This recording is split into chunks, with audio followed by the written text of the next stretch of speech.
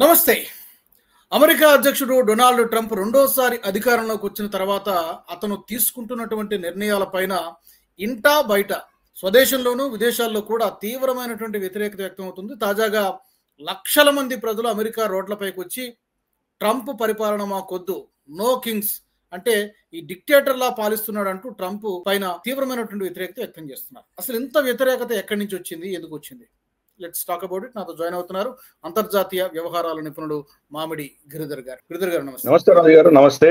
ఇంత వ్యతిరేకత ట్రంప్ పై ఎందుకు సార్? అంటే దీని వెనక ఏమైనా డెమోక్రటిక్ పార్టీ నాయకుల యొక్క ప్రభావం ఏమైనా ఉందా, లేకపోతే నిజంగానే ప్రజలు స్వచ్ఛందంగా రోడ్లపైకి వచ్చి ఇంత పెద్ద ఎత్తున తిరుగుబాటు చేస్తున్నారు? రాజుగారు, ఒక విషయం అర్థం చేసుకోవాలి. అమెరికాలో ఏ ఘటన కాకతాళీయంగా స్వచ్ఛందంగా జరగవు. వాటి వెనకాల ఎవరో శక్తులు ఉండి తీరుతారు. మనం కొన్ని సంవత్సరాల క్రితం చూసాం. మనకు యాంటిఫా అన్నది, మనకు ఈ ఆఫ్రికన్ వీళ్ళని జార్జ్ ఫ్లాయిడ్ ని చంపినటువంటి ఉద్యమం ఒకటి మనం చూసాం. చాలా పెద్ద ఎత్తున జరిగింది దేశవ్యాప్తంగా. దాని వెనకాల ఫండింగ్ అంతా ఎక్కడెక్కడి నుంచి వచ్చిందో ఇప్పుడు బయటకు పడుతున్నాయి. మనం వాళ్ళ డీప్ స్టేట్స్ కావచ్చు, లేదా ఇతరత్ర కొన్ని శక్తులు కావచ్చు, వాళ్ళు ఫండింగ్ చేస్తారు. ఆ ఫండింగ్ ఆధారంగానే అక్కడ అన్ని జరుగుతాయి. యాంటీ వార్ ప్రొటెస్ట్స్ గతంలో కూడా మనం చూసాం. ఇరాక్ వ్యతిరేకంగా అక్కడ జరిగినటువంటి ఉద్యమాలు ఎన్నో. వీటి వెనకాల చాలా లాబింగ్ ఉంటుంది, చాలా ఫండింగ్ ఉంటుంది. ఆ దేశంలో ప్రజలు ఎన్నికలు గనక అనౌన్స్ చేస్తే వాళ్ళు వెళ్ళి ఓటింగ్ కూడా వెళ్ళరు. కాబట్టి వాళ్ళ జీవితాలు వాళ్ళు బతుకుతున్నారు. వాళ్ళకి వచ్చి బయట చేయాలంటే వాళ్ళకి పైసలు లేని ఎవరు రారు. ఇవన్నీ కూడాను ఒక ఆర్కెస్ట్రేటెడ్,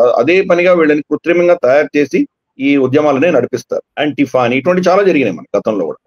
కాబట్టి ఇప్పుడు కూడా కొన్ని శక్తులే చేస్తున్నాయి. 70 లక్షల మంది బయటకు వచ్చారని చెప్పి మనం రిపోర్ట్స్ చూస్తున్నాం. మనం సరే, 70 లక్షలు ఎక్కడైనా కానీ చాలా పెద్దది. కానీ 70 లక్షలు అనేది మొత్తం దేశవ్యాప్తంగా ఉన్నాయి. సో ఒక్కొక్క ఊర్లో చూస్తే కనుక బహుశా 50,000 ఉండొచ్చు, 40,000 ఉండొచ్చు, 30,000 ఉండొచ్చు, మనకు తెలియదు.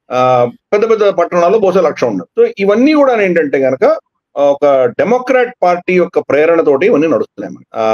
సో దానికి సంబంధించి అంటే 33-34 కోట్ల జనాభాలో 70 లక్షలు. సో అది మొత్తం సమాజం అంతా మారిపోయింది అనుకోవడం చాలా తప్పు. ఎందుకంటే కెమెరా ముందర మనం చూసేదే దేశం కాదు, ప్రపంచం కాదు. ఇంకా అటువంటి వాళ్ళే చాలా కోట్లాది మంది డొనాల్డ్ ట్రంప్ ఇప్పుడు కూడా సమర్థిస్తున్నారు. ఈ విషయం అర్థం చేసుకోవాలి. ఆ సమాజం వర్టికల్ గా చీలిపోయింది. డెమోక్రాట్స్, రిపబ్లికన్స్ లో కూడా కొంతమంది విభేదాలు ఉండొచ్చు, కానీ లార్జ్లీ వాళ్ళు డొనాల్డ్ ట్రంప్ ని సమర్థిస్తున్నారు. కాబట్టి మనం రిపబ్లికన్ పార్టీలో మన చీలికలు కనిపించట్లేదు. కాంగ్రెస్ లో కానీ, సెనెట్ లో కానీ మనం చూస్తే గనక ఈ ఫర్ ఇన్స్టెన్స్ వాళ్ళ ప్రభుత్వం అంతా కూడా ఈరోజు స్టాల్ అయిపోయింది. వాళ్ళ ప్రభుత్వం అంతా కూడా షట్ డౌన్ అయిపోయింది, లాక్డౌన్ అయిపోయింది. అయినా కానీ రిపబ్లికన్స్ డెమోక్రాట్స్ తో కలిసి వీళ్ళకి వ్యతిరేకంగా ఓటు వేయట్లేదు. సో రిపబ్లికన్ పార్టీ మాగా అన్నటువంటి ఏదైతే వాళ్ళది ఉన్నదో వాళ్ళలో కొంత అసంతృప్తి ఉన్నా కానీ కూడా వాళ్ళలో పెద్ద మార్పు అని కనిపించట్లేదు. డెమోక్రాట్స్ ఏదో విధంగా వీళ్ళని ఎరకాటంలో పెట్టాలన్నది వాళ్ళ దీంట్లో ఎటువంటి మార్పు మనకు కనిపించట్లేదు. సమాజం వర్టికల్ గా చీలిపోయింది. డొనాల్డ్ ట్రంప్ అంటే అదే పరిస్థితి, హిలరీ క్లింటన్ అంటే అదే పరిస్థితి. ఏ నేత తీసుకున్నా గానీ కూడా, మనం కమలా హ్యారిస్ తీసుకున్నాం గతంలో, వాళ్ళని ప్రేమించే వాళ్ళు ఒక ఎత్తు అయితే కనుక వాళ్ళని అంతే స్థాయిలో ద్వేషించే వాళ్ళు కూడా అంతే సంఖ్య ఉంటారు. కాబట్టి ఈ పరిస్థితి మనం అర్థం చేసుకోవాలి. ఆ సమాజం వర్టికల్ గా చీలిపోయింది. సో ఇప్పుడు మనం చూద్దాం, నిజంగా వీళ్ళు నో కింగ్ అని ఉద్యమాలు చేసి వాళ్ళు ర్యాలీ చేస్తున్నారంటే, ఈయన చక్రవర్తి అవుతాడు, ఈయన ఒక సార్వభౌముడు అయ్యేటువంటి ఒక రాజుగా ప్రవర్తిస్తున్నాడు, ఇటువంటివన్నీ వాళ్ళ అభియోగాలు ఉన్నాయి. మరి ఆ అభియోగాల వెనకాల ఉన్న సత్యాసత్యాలు మనం చూద్దాం. ఫర్ ఇన్స్టెన్స్, ఇప్పుడు రాజు అవ్వాలంటే కనుక వాళ్ళ చట్టంలో ఉన్నటువంటి ఏవైతే వాళ్ళ రూల్స్ ఉన్నాయో, వాళ్ళ కాన్స్టిట్యూషన్ ఉందో దాని ప్రకారం ఎవరు రాజు అవ్వలేరు. రెండు, అతను కనుక తను రాజు కింద డిక్లేర్ చేసుకున్నా, అంత పెద్ద దేశం దాంట్లో అతని సమర్థనగా ఎవరు వస్తారు? అన్ని స్టేట్స్ కి ఇండిపెండెన్స్ ఉంది. వాళ్ళ సైన్యం అతని మాట వింటుందా? ఇవన్నీ పెద్ద ప్రశ్నలు ఉన్నాయి మనకి. కాబట్టి అటువంటి పరిస్థితి జరిగేటువంటి ఆస్కారాలు ఏమీ లేవు. నెక్స్ట్, అతను చేస్తున్నటువంటి చర్యలు దానికి వ్యతిరేకంగా ఒక రాజు తానాషాహి చేస్తున్నటువంటి పనులు ఇతను చేస్తున్నాడు అని చెప్పి అభియోగం మోపుతున్నారు. కానీ నేను క్లియర్ గా అడుగుతున్నాను, అతను చేసే అంశాలలో, అతను తీసుకున్న నిర్ణయాలలో, అతను ప్రవర్తిస్తున్న విధానంలో వాళ్ళ చట్టానికి విరుద్ధంగా ఏమైనా చేశాడా? ఇది ఫస్ట్ ప్రశ్నించాలి మనం. వాళ్ళ చట్టంలో వాళ్ళ పౌరులు ఇంకో దేశంలో ఉంటే వాళ్ళని చంపమని ఎక్కడైనా వాళ్ళకి అధికారాలు ఉన్నాయా? అధికారం లేనప్పుడు ఒబామా లాంటి వాళ్ళు మనకు యమన్ లో పోయి వాళ్ళ అమెరికన్ సిటిజనే అక్కడ టెర్రరిస్ట్ అయిన అతన్ని వీళ్ళు అక్కడ పోయి డ్రోన్ తో చంపొచ్చారు. వాళ్ళని ఎవరు ప్రశ్నించగలిగారు? ఇరాక్ యుద్ధం ఏ నేపథ్యం మీద బుష్ వెళ్ళి యుద్ధం చేసి వచ్చాడు? ఎందుకంటే సద్దాం హుసేన్ తన తండ్రి అయినటువంటి సీనియర్ బుష్ అతన్ని చంపుతాను అని చెప్పి బెదిరించాడు. కాబట్టి పర్సనల్ ప్రతీకారం తీర్చుకోవడానికి వెళ్ళి చంపొచ్చాడు. వాళ్ళ చట్టం ఏమైనా వాళ్ళు పర్మిట్ చేసిందా? యునైటెడ్ నేషన్ పర్మిషన్ ఇచ్చిందా? కాబట్టి వాళ్ళ రాష్ట్రపతులు అందరూ కూడాను వాళ్ళు చేసేవి ఏదో విధంగా చట్టంలో జస్టిఫికేషన్ ఉండే వాళ్ళు చేస్తారు. ఇప్పుడు డొనాల్డ్ ట్రంప్ ఏం చేశాడంటే ఆయన ప్రమాణ స్వీకారం చేయగానే 2 ఎమర్జెన్సీస్ డిక్లేర్ చేశాడు. ఆయన ఒకటి బార్డర్ లో ఎమర్జెన్సీ డిక్లేర్ చేశాడు, 2 ఎకనామిక్ ఎమర్జెన్సీ అన్నాడు. ఆయన బార్డర్ మనం చూసాము, లక్షలాది మంది మనకు డెమోక్రాట్ ప్రభుత్వం ఉన్నప్పుడు, జో బైడెన్ ప్రభుత్వం ఉన్నప్పుడు అక్రమ చొరబాటుదారులు మొత్తం ఈ దేశానికి వచ్చేసారు. మొత్తం వీళ్ళ పట్టణాల్లో, వీళ్ళ ఊర్లలో, వీళ్ళ మేజర్ స్టేట్స్ ఉన్నాయో, సంపన్నమైన స్టేట్స్ లో వీళ్ళు వచ్చేసి కూర్చుని విధ్వంసం సృష్టిస్తున్నారు. ఆ సమాజం అంతా అతలాకుతలమైంది. ఎవరికి ఈరోజు మనకు సెక్యూరిటీ లేకుండా పోయింది. రీసెంట్ గా చూసాం, ఒకతను అన్ఎంప్లాయ్మెంట్ పెరిగినటువంటి ఒక వ్యక్తి, ఒక ఆవిడ, ఒక టీచర్, ఒక ఆవిడ దీంట్లో వెళ్తుంటే వెనక నుంచి వచ్చి గొంతు కోసేసాడు. ఎందుకు కోసాడో తెలియదు, ఎందుకు వైరం ఉందో తెలియదు, ఆమె ఎవరో తెలియదు, కోసేసి వెళ్ళిపోయాడు. ఇంకొక కేసు కూడా రీసెంట్ గా వచ్చింది. వీధిలో నడుస్తూ అందరూ లెవెల్ క్రాసింగ్ దాటుతుంటే సడన్ గా ఒకతను తిరిగి ఒక తెల్ల స్త్రీ, అంటే ఒక జాతికి చెందినటువంటి ఒక మహిళని ఒక కొట్టి వెళ్ళిపోయాడు. సో ఇటువంటి పరిస్థితి అక్కడ చూస్తున్నాం మనం. ఆ ఊర్లు కానీ వాళ్ళ మొత్తం అక్కడ అస్థిరత తయారవడము, ఎవరికి కూడా రక్షణ లేకుండా ఉండడము, చిన్న చిన్న పిల్లల్ని వాళ్ళు రేప్ చేయడము, చంపడం, ఇటువంటి చాలా చూస్తున్నాం. కాబట్టి ఎమర్జెన్సీ ఉంది అని అతను డిక్లేర్ చేసినప్పుడు ఇది కాదు అని ఎవరు చెప్పగలరు? సో అది మళ్ళీ కోర్టులు నిర్ణయించాలి. రెండవది అతను ఏం చేశాడంటే ఎకనామిక్ ఎమర్జెన్సీ అన్నాడు. ఎకనామిక్ ఎమర్జెన్సీ కూడా వెనకాల మనం చూసే అది దాని నేపథ్యం చూస్తామంటే మనకు వాళ్ళ ఎకానమీ, వాళ్ళ జీడిపి $30 ట్రిలియన్ అని చెప్పుకుంటున్నారు.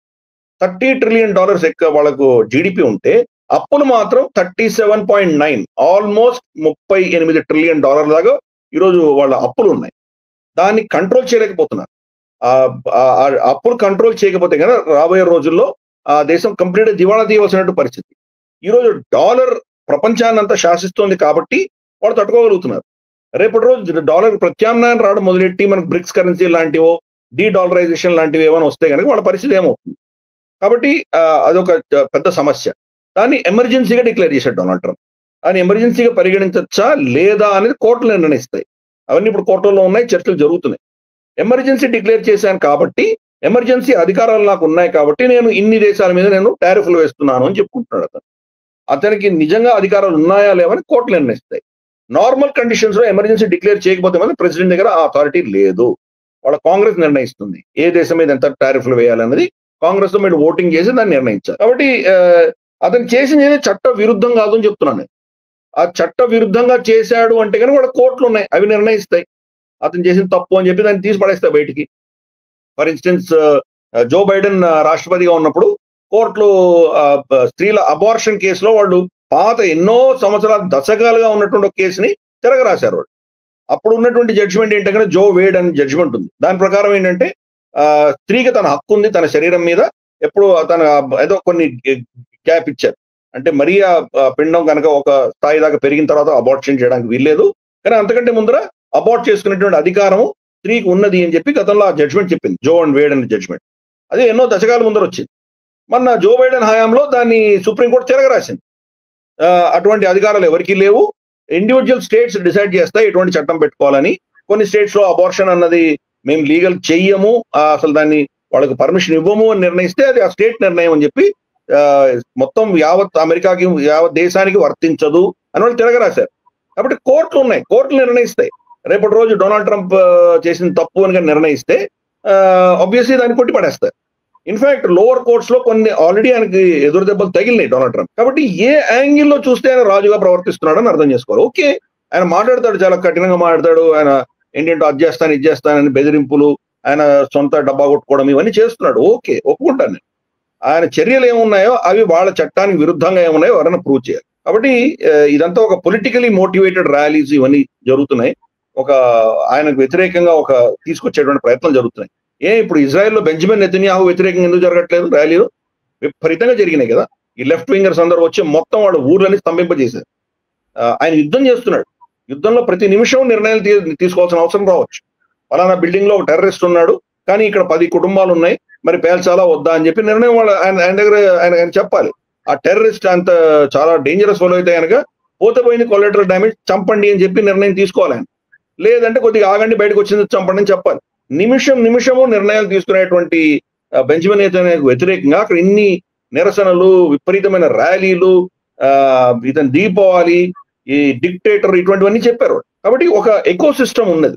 ఆ eco system especially leftist eco system. Right wing eco system అనేది మనకు వీధుల్లో వచ్చి గొడవలు చేయడం అనేది లిటరల్ గా మనం చూడం, చాలా తక్కువ. లెఫ్ట్ వింగ్ ఎకో సిస్టమే ఎక్కువ వీధుల్లోకి వస్తుంది. వాళ్ళకి ఎకో సిస్టమ్ బాగా డెవలప్ చేసుకున్నారు. వాళ్ళు పిలిస్తే కనుక వాళ్ళు వెనకాల రాగలిగినటువంటి శక్తులు చాలా పెట్టుకున్నారు వాళ్ళు.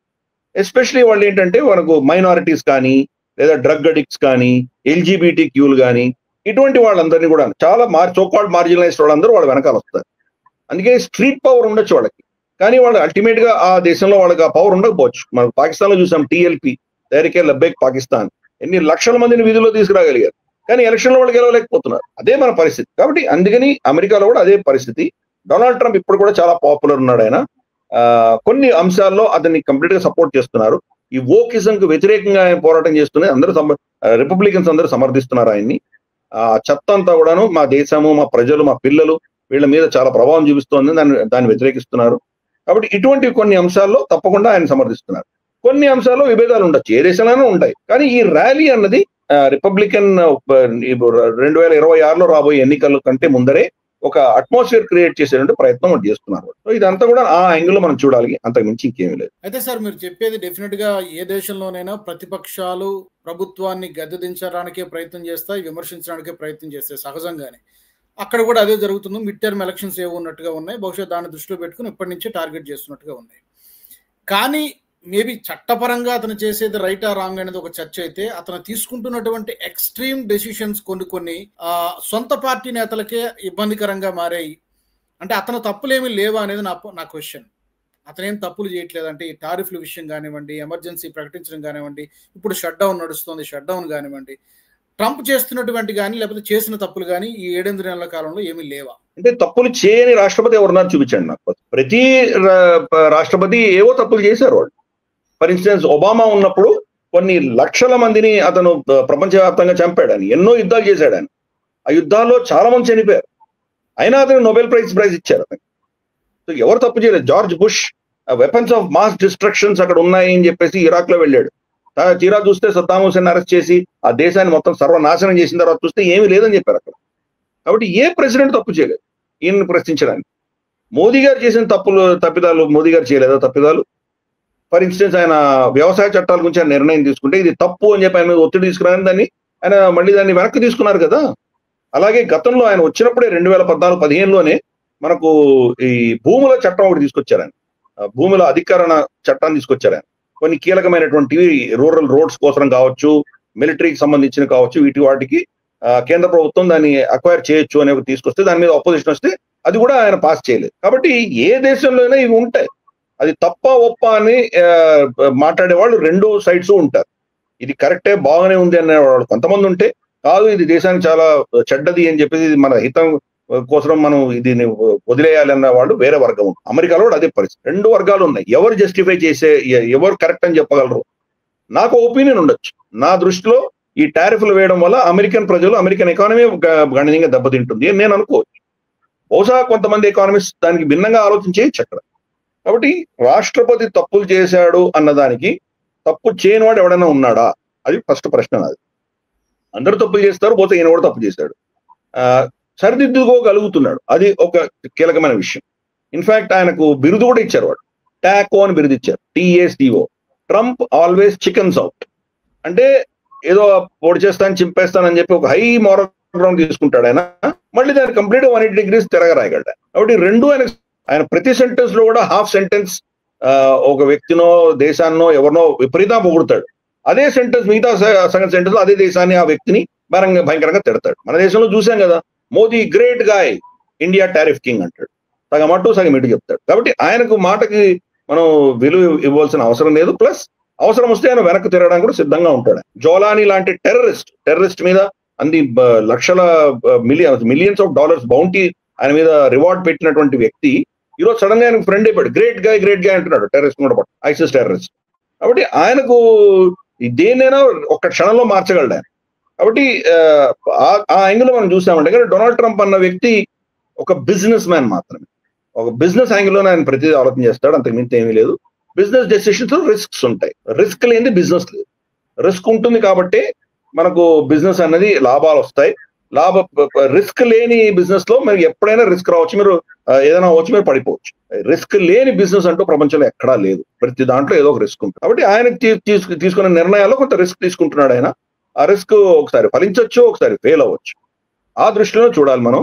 తప్పు ఒప్పు అని ఎవరు నిర్ణయించలేరు. అయితే సార్, చివరిగా ఇప్పుడు ఈ మిడ్ టర్మ్ ఎలక్షన్స్ లో అతని పదవికి ఏమైనా గండం పొంచి ఉంది అనుకోవాలా? అంటే దిగిపోయేంత ప్రమాదం ఉందా? జేడీ వాన్స్ పేరు తీసుకొస్తున్నారు కొంతమంది. ప్రాక్టికల్ గా అలాంటి అవకాశం ఏమైనా ఉందా, లేకపోతే పూర్తిగా ఏదో ఒకలాగా నెట్టుకొస్తాడా? వాళ్ళ చట్టం ప్రకారం అయితే అటువంటి అవకాశాలు ఏమీ లేవు.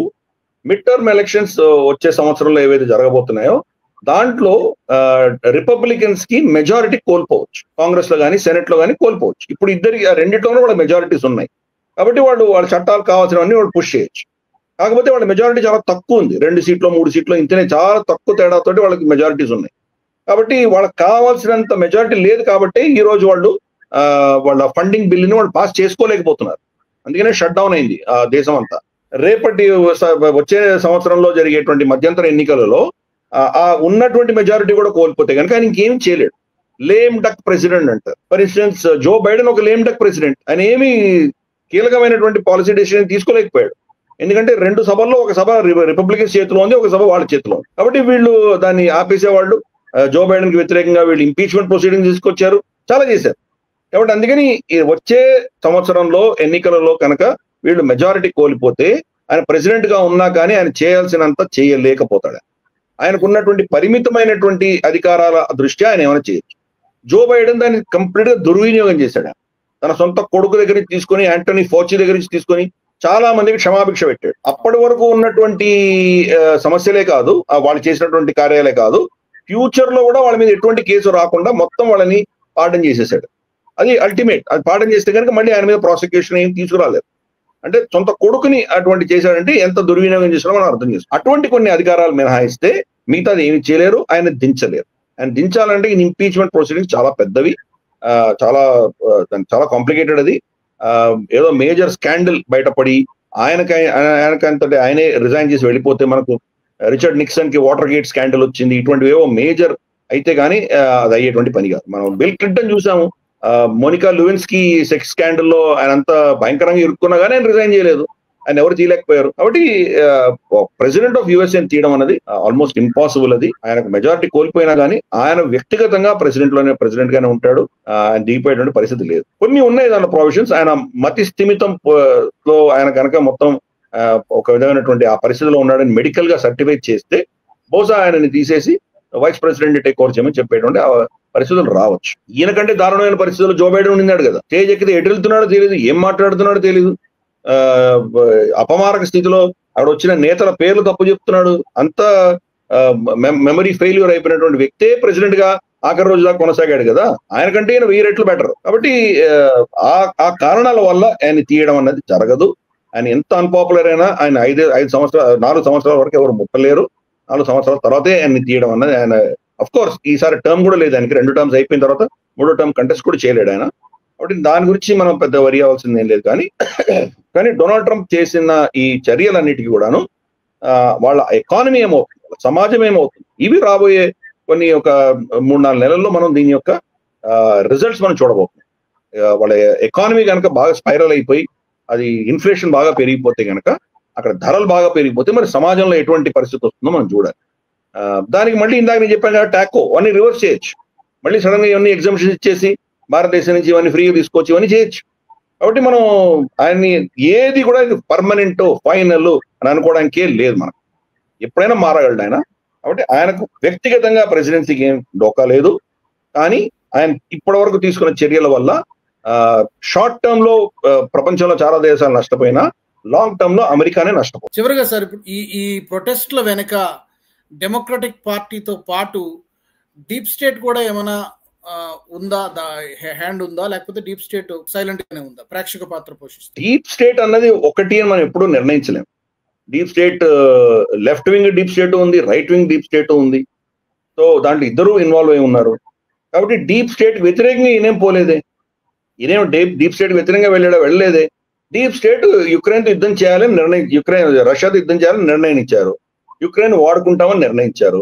ఈయన ఏమైనా ఆపాడు? యుద్ధం ఏమో ఆపలేదే, ఆపలేకపోతున్నాడు కదా. మందు సామాగ్రి ఏమైనా ఆపేశాడు యుక్రెయిన్ కి? చేయలేదు, ఆపలేదు కదా. ఆయిల్ సెక్టర్ ని ప్రమోట్ చేస్తున్నాడు కదా, డ్రిల్ బేబీ డ్రిల్ అంటున్నాడు. తర్వాత రష్యాని, వెనెజుయలాని, ఇరాన్ ని ప్రపంచ ఆయిల్ పట్టణం నుంచి తీసేసే ప్రయత్నం చేస్తున్నాడు.